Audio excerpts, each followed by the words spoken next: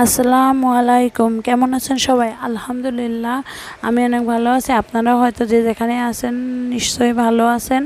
চলে আসলাম আপনাদের মাঝে নতুন একটা ব্লগ নিয়ে। এই যে আগের ভিডিওতে দেখছেন আমি ফেলে গিয়েছিলাম, কিন্তু ভিডিওটার সম্পূর্ণ শেষ করতে পারছিলাম না, যেহেতু লং হয়ে যেত, তাই দ্বিতীয় পর্ব নিয়ে চলে আসলাম। এই যে ফেলে আমি ঘুরে ঘুরে দেখছিলাম যে কোনটা কেমন নেওয়া যায়। আসলে আগেই তো বলেছিলাম আরএফএল মানে একটা ভরসার জায়গা, একটা আস্থার জায়গা। এই যে ঝুড়িগুলো আগে কিন্তু 650 টাকা ছিল, দেখুন এখন কিন্তু 800 টাকা দাম হয়ে গেছে। মানে বাংলাদেশে এমন একটা অবস্থা যে শুধু দাম বাড়তেই পারে, কখনো কমার নাম নাই। বাজারে যাবেন, ডিম তাও দেখেন 15 টাকা করে পিস। তা 15 টাকা করে পিস কি ডিম খাওয়া যায়? তারপর মুরগি থেকে শুরু করে তরকারি, শাক সবজি যেদিকে যাবেন সব অবস্থা এরকমই। মানে মানে একটা মধ্যবিত্ত কত যে চাপা থাকে তার ভিতরে কষ্ট, আর তা বলার মতো না। আর তারপরেও যদি সে হয় একটা মেয়ে মানুষ, তাহলে তো তার কষ্টের সীমা নাই।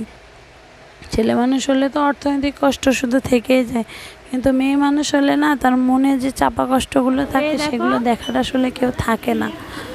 যে কি মানে কিভাবে বলবো বলুন, কাকে বলবো? আমাদের মেয়েদের কথাই থাকে কাকে বলবো আর কি বা বলবো। যাকে বলবেন সেই আপনার সর্বনাশটা করবে, সে আপনার কথা শুনে সায় দিয়ে 2 দিন পরে আপনার ক্ষতিটাই করবে। কি দরকার বলুন? কষ্টগুলো আল্লাহ তাআলাকে বলবেন, দেখবেন আল্লাহ তাআলা আপনার সব কষ্ট দূর করে দেবে।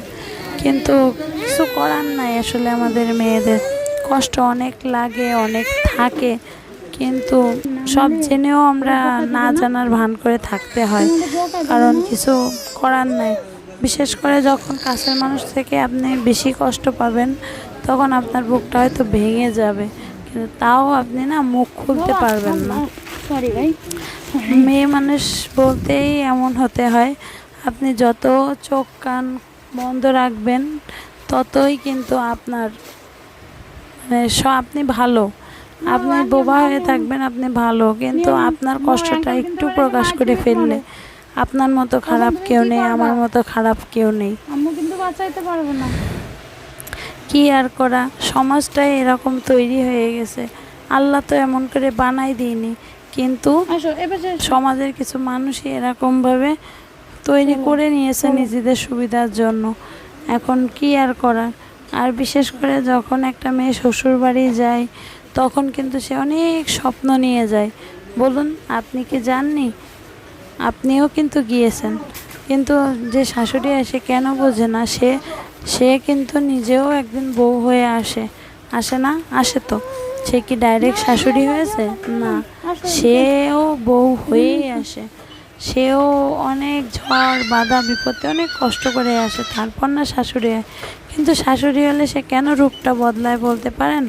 সে যখন বউ হয়েছে সে তো বুঝতে চায় না যে আমার ছেলের বউ বা এরও কষ্ট হয়, আমিও যে কষ্টটা করেছি, কেন সবাই মিলেমিশে থাকি।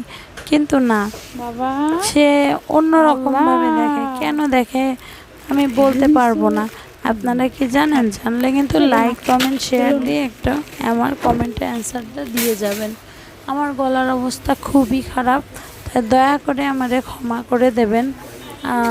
আর যদি কোথাও কোনো আমার ভুল ত্রুটি হয় তাহলেও আমাকে ক্ষমা করবেন, কারণ সত্যিকার অর্থে আপনি যখন বিয়ে করে যাবেন তখন হয়তো জীবনের 30% বুঝবেন, কিন্তু বাকি 70% বুঝবেন যখন আপনার একটা বাচ্চা হবে।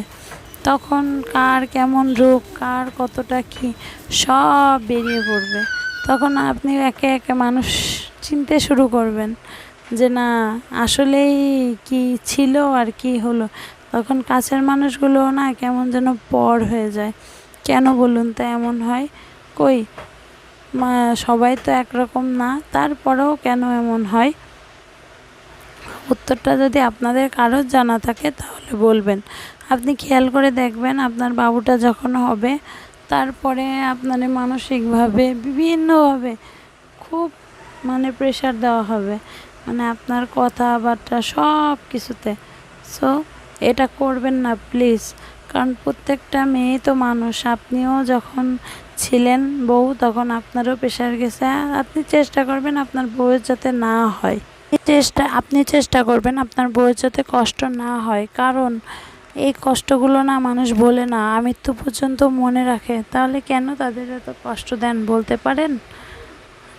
মানুষ সব বলে কিন্তু আপনজনের কষ্ট কিন্তু কখনো ভুলতে পারে না। সময় বদলায়, সব কিছু বদলায়, কিন্তু এই কষ্টগুলো কষ্টই থেকে যায়। তাই দয়া করে কাউরে কষ্ট দেবেন না। আর আমার ভিডিওর কোথাও যদি আপনাদের একটু ভালো লাগে তো প্লিজ লাইক কমেন্ট শেয়ার দিয়ে দিবেন। আর ইউটিউব থেকে দেখলে একটা সাবস্ক্রাইব করে দিবেন প্লিজ। আজকের মতো আপনাদের কাছ থেকে বিদায় নিচ্ছি। আল্লাহ হাফেজ।